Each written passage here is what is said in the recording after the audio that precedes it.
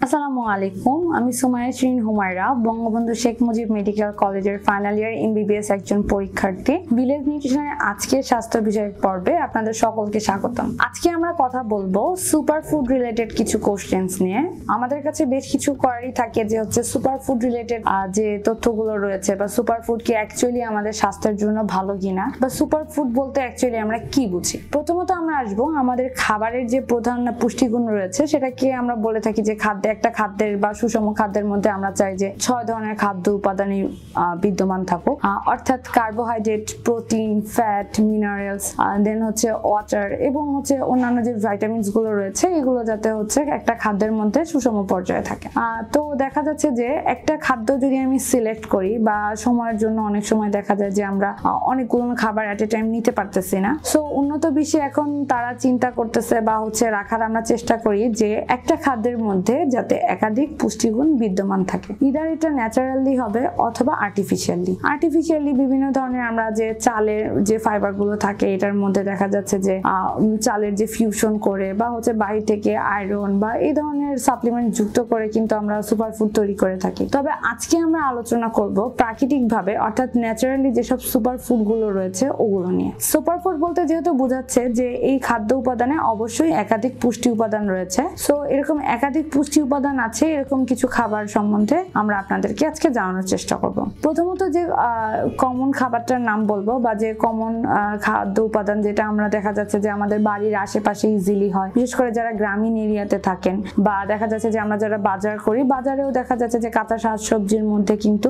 Already অনেকে হয়তো guess করতে পারবেন আমি অ্যাকচুয়ালি পালং শাকের কথা বলতেছি। পালং শাক এমন একটি খাদ্য উপাদান বা এইটা এমন একটি সবজি বা শাক বলা যায় যে যার মধ্যে কিন্তু একাধারে অনেক ধরনের পুষ্টি উপাদান রয়েছে। সেই পুষ্টি উপাদানগুলোর মধ্যে আপনি কার্বোহাইড্রেট, রিবোফ্লাভিন, বিভিন্ন ভিটামিন বি কমপ্লেক্স রয়েছে, এছাড়া আয়রন রয়েছে, পটাশিয়াম রয়েছে, ফসফরাস রয়েছে, অক্সালিক অ্যাসিড রয়েছে। তো সবকিছু মিলে কিন্তু পালং শাক একটা good source of protein, carbs, fibre এবং মাল্টিভিটামিনস বলা যায়। তো আপনার খাদ্য অভ্যাসে যদি একটি ন্যাচারালি এস্টাবলিশড সুপার ফুড আপনি রাখতে চান তাহলে অবশ্যই আপনি ট্রাই করবেন উইকলি 3 থেকে 4 দিন আপনার মিলের মধ্যে পালং শাককে অ্যাড করার জন্য। এটা আপনি অল্প আঁচে রান্না করেও খেতে পারেন, তরকারি হিসেবেও খেতে পারেন, বা অনেকে স্যালাড হিসেবেও কিন্তু পালং শাকটা ভালো করে ওয়াশ করে এটা খাওয়া যায়। এবার আমরা আরেকটি ফুডের কথা বলবো, সেটা হচ্ছে গাজর। গাজরে কিন্তু রয়েছে মিনারেলস এবং ভিটামিন বি কমপ্লেক্স, প্লাস এটা রঙিন সবজি হওয়ার কারণে কিন্তু এটার মধ্যে ক্যারোটিনয়েড সমৃদ্ধ থাকে। সো আপনি যদি একাধিক পুষ্টি উপাদান চান তাহলে কিন্তু আপনি আপনার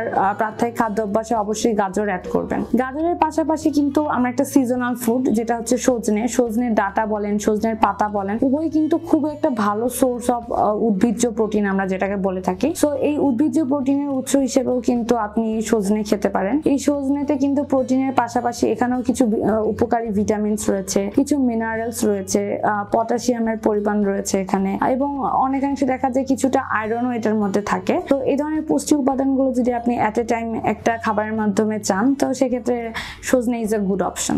দইয়ের ব্যাপারে বলবো, দই কিন্তু ক্যালসিয়াম থাকে দইয়ে, যেহেতু এটা দুধ দ্বারা তৈরি, প্লাস হচ্ছে এটার মধ্যে বিভিন্ন ধরনের উপকারী ব্যাকটেরিয়াস রয়েছে। সো আমাদের গাট হেলথের জন্য, আমাদের বোনসের জন্য এবং আমাদের শরীরের মিনারেলস এবং ভিটামিনসের চাহিদা পূরণ করার জন্য কিন্তু দই একটি সুষম সুপার ফুড। এই যে সুপার ফুডগুলো নিয়ে আমরা আলোচনা করলাম এটা হচ্ছে সব বয়সের মানুষের জন্যই, অর্থাৎ একটা বাচ্চা যখন এক্সক্লুসিভ ব্রেস্ট ফিডিং এর পরে সে বাইরের খাবার খাওয়া শুরু করে, অর্থাৎ অন্যান্য খাদ্যাভ্যাসে অভ্যস্ত হয়, সেই বয়সটা থেকে একবারে বৃদ্ধ বয়সে অর্থাৎ বুড়ো বয়সে যারা রয়েছেন তারা কিন্তু এই খাবারগুলোকে সুপার ফুড হিসেবে, ন্যাচারাল সুপার ফুড হিসেবে অবশ্যই খেতে পারবেন। তবে বাচ্চাদের জন্য স্পেসিফিক কিছু সুপার ফুড রয়েছে যেগুলো তাদের না দিলেই নয়, বা দিলে তাদের সার্বিক উন্নয়নের জন্য বলেন বা তার সার্বিক গ্রোথের জন্য বা ব্রেন ডেভেলপমেন্টের জন্য। তো এই সুপার ফুডগুলো কিন্তু বাচ্চাদেরকে অবশ্যই শুরু থেকে দিতে হবে, অর্থাৎ তার যখন উইনিং পিরিয়ড শুরু হবে তখন থেকে কিন্তু এই সুপার ফুডগুলোর সাথে আস্তে আস্তে তাকে পরিচিত করতে হবে।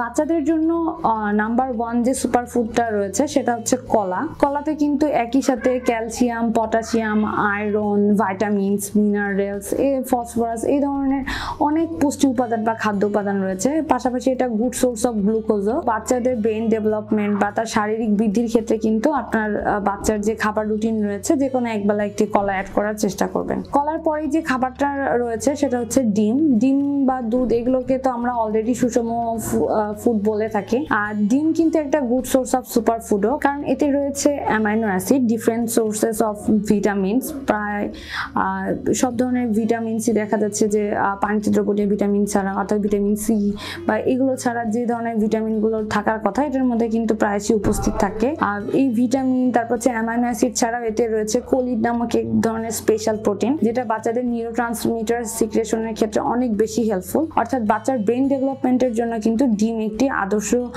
খাবার, এবং ডিম কিন্তু একটি আদর্শ সুপারফুডও বলা যায়। কলা, ডিম এগুলো ছাড়াও কি আর কোনো সুপারফুড আছে যেগুলো বাচ্চাকে বা বাচ্চার খাদ্য অভ্যাসে অ্যাড করা উচিত? হ্যাঁ, অবশ্যই রয়েছে। জিঙ্ক সমৃদ্ধ বলেন বা আয়রন সমৃদ্ধ বলেন বা ভিটামিন বা মিনারেল সংযুক্ত, ক্যালসিয়াম সমৃদ্ধ খাবারও যদি বলে থাকেন, সেক্ষেত্রে কিন্তু কলিজার খুবই ভালো একটা সোর্স। বিশেষ করে মুরগির যে কলিজা, ছোটবেলা থেকে যদি বাচ্চাকে আপনি মুরগির কলিজা খাওয়াতে অভ্যস্ততা তৈরি করেন, পাশাপাশি সে যখন একটু বড় হয়ে যাবে তখন আস্তে আস্তে গরু বা হচ্ছে মহিষ বা দেখা যাচ্ছে আমরা ছাগল বা ল্যাম্প যেটাই বলি না কেন, ওই কলিজাগুলোকেও কিন্তু আপনি অল্প অল্প করে আপনার বাচ্চাকে খাওয়াতে পারেন। সেক্ষেত্রে একটি বিষয় খেয়াল রাখতে হবে, যে সকল বাচ্চাদের অতিরিক্ত পরিমাণে অ্যালার্জির প্রবলেম রয়েছে তাদের কিন্তু এই মুরগির কলিজা ছাড়া অন্য ধরনের যে সব পশুর কলিজার কথা আমি মেনশন করলাম ওগুলো অ্যাভয়েড করাই ভালো। এছাড়াও দুধ একটা গুড সোর্স অফ প্রোটিন, অবশ্যই প্রোটিনের পাশাপাশি এক্ষেত্রে যেহেতু মিনারেলস রয়েছে বা দুধের পাশাপাশি কিছু ভিটামিনসও